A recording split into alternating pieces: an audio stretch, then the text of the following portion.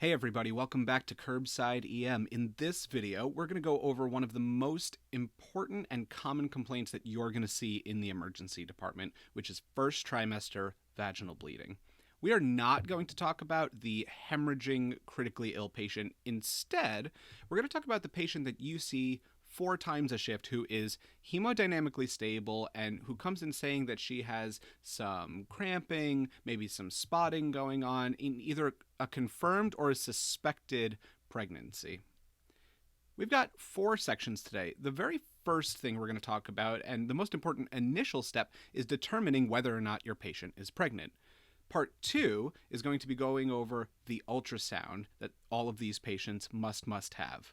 After that, we're going to go into the controversial world of labs, exam, and treatment decisions. And then last, what do you do with the patient after your workup is done? So let's start at the top. How do we determine a patient is pregnant?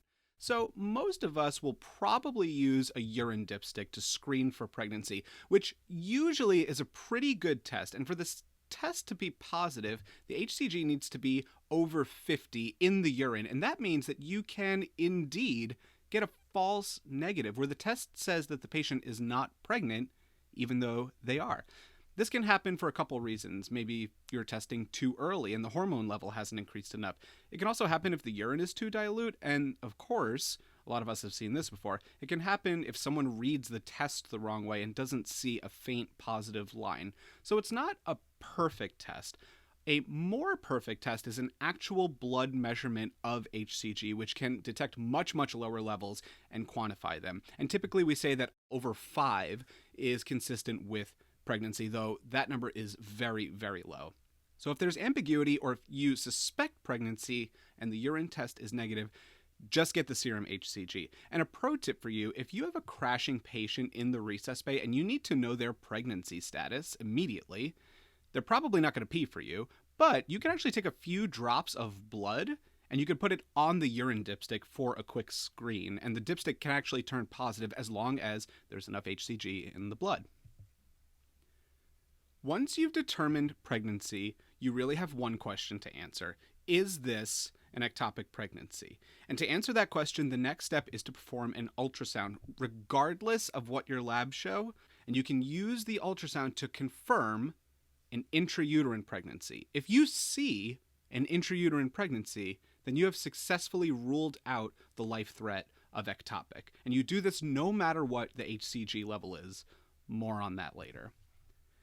Everyone wants to order or perform a transvaginal ultrasound, but just do everyone a favor and spend 30 seconds doing a quick transabdominal scan, because you may be really surprised and confirm an IUP and nearly be done with your workup right off the bat.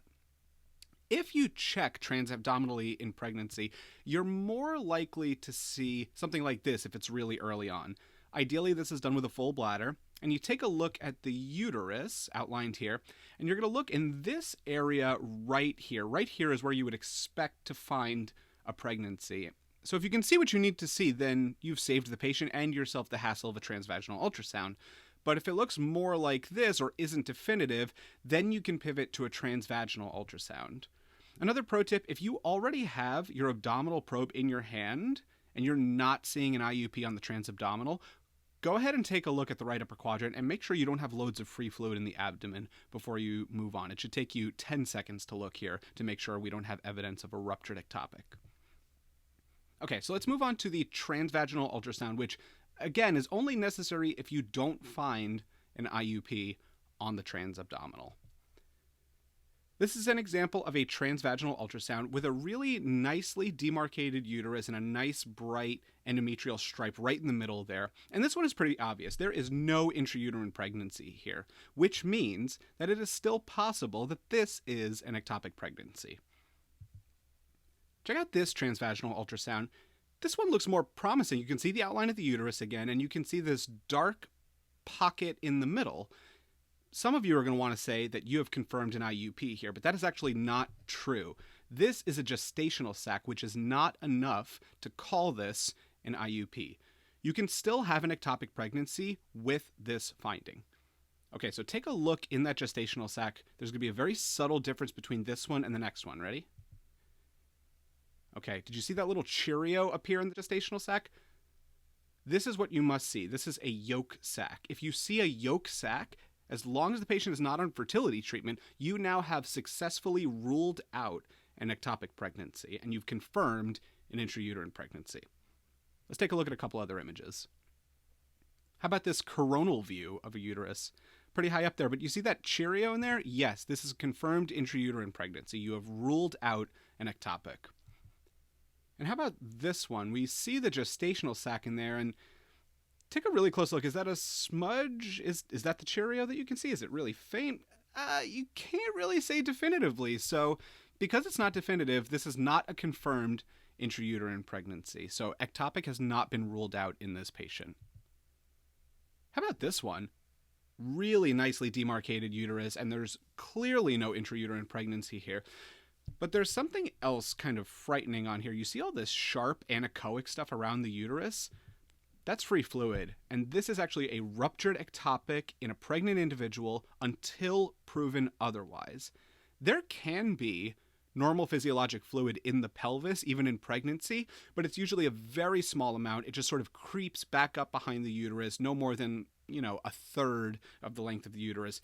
This example is deep pockets of fluid, and you can see even all the way up at the fundus on the left-hand side of the screen, there's actually fluid all the way up there. So this is an ectopic until proven otherwise. A couple bonus images for you. So this first image is pretty rare, and you can see on the right-hand side there's actually a normal IUP, and there's this weird kind of like bonus pregnancy on the left. So this is actually a heterotopic pregnancy, and I alluded to this before, but any woman that comes in with vaginal bleeding or abdominal pain that is on fertility treatment to get pregnant is at risk for heterotopic pregnancy. So even if you see an intrauterine pregnancy, it is possible that there is an extra ectopic pregnancy simultaneously. So this is a special population that warrants an additional consult. All right, one more image for you. Check out this one. So it's a pregnancy, and it's in the uterus, but do you notice anything weird about it? You see how kind of off-center it is and how thin the myometrium is next to it? So this is actually an interstitial ectopic pregnancy. So if you're going to screen for this, ASAP actually recommends checking the thickness between the pregnancy and the outside of the uterus. And they say anything less than 5 to 7 millimeters is concerning. So this is an ectopic, but it doesn't look like a traditional ectopic pregnancy, and it can fake you out because it's actually still in the uterus. It's just within the wall of the uterus. Okay, so now you've done your ultrasound, but we're not quite done yet. We need to finish our workup and discuss labs, exam, and treatment. And spoiler, there are controversies galore when it comes to all of these. Some say if you find an intrauterine pregnancy, you're done and you can just move on with your life. But many of us will still get labs no matter if an IUP is seen or not. So we get an HCG for trending. You get a type-in screen or whatever else you need to see the RH factor. A CBC for a baseline hemoglobin, a CMP if there's a possibility that you're going to be giving something like methotrexate, and a UA that we often get in our pregnant patients in the emergency department. A quick note on the HCG. This is not used to rule out ectopic pregnancy. If you have a high HCG, it is possible that you have an ectopic pregnancy. But guess what? If you have a low HCG, you can still have an ectopic pregnancy, and this has been written about extensively.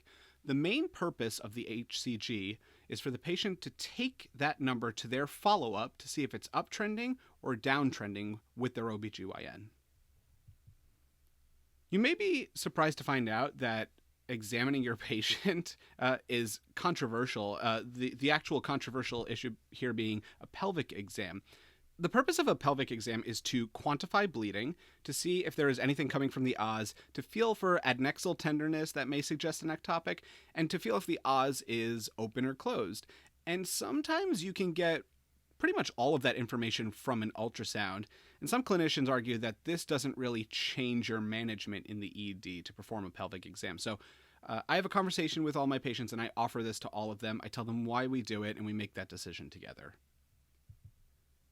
Should you give RhoGAM in the Rh negative women with first trimester vaginal bleeding? Again, very controversial. It depends where you practice. Just follow your local guidelines. Okay, last but not least, what do you do after this workup? Here's your algorithm. If you see an intrauterine pregnancy, you have ruled out the life threat and the patient can go home. They still have a threatened miscarriage or an inevitable miscarriage, but they don't have an ectopic and they only need to come back to the ED if they have severe bleeding. If you do not see an intrauterine pregnancy and the patient looks okay and has stable vital signs, then they can actually go home as long as they follow up with their OBGYN or in the emergency department for a repeat beta HCG and ultrasound in 48 hours. If the patient looks very uncomfortable or if they have very severe bleeding or their vital signs are abnormal, then we call OB to come down and see the patient.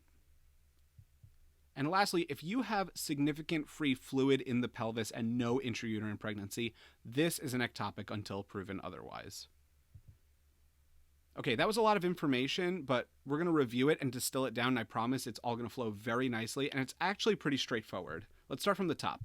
When determining pregnancy, remember that the urine pregnancy test is good, but it's not perfect. Blood is better, and in a crashing patient, you can always put blood on the urine test strip to check for pregnancy status. Once you've determined that the patient is pregnant, your next step is to perform an ultrasound. Try transabdominal first, and if you can't confirm an IUP, get a transvaginal. Remember, a gestational sac is not enough to confirm an IUP. You must have a yolk sac.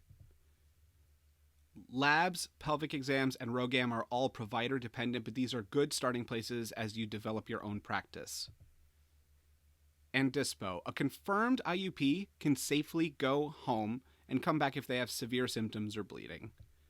A stable patient with no IUP can go home, but must follow up in 48 hours or sooner if things change. And free fluid in the abdomen is an ectopic until proven otherwise. And lastly, just a quick note to mention that while we're focused on the diagnosis of an ectopic pregnancy, most parents are not concerned about that. Most just want to know if their baby is okay. And this can actually be kind of an impossible question to answer in the emergency department. Remember, this can be a really emotional experience for everyone involved, so be thoughtful and remember that your priorities are not the same as your patient's priorities, and they need some earnest counseling about what's going on. Thanks for joining us for this review of first trimester vaginal bleeding on Curbside EM.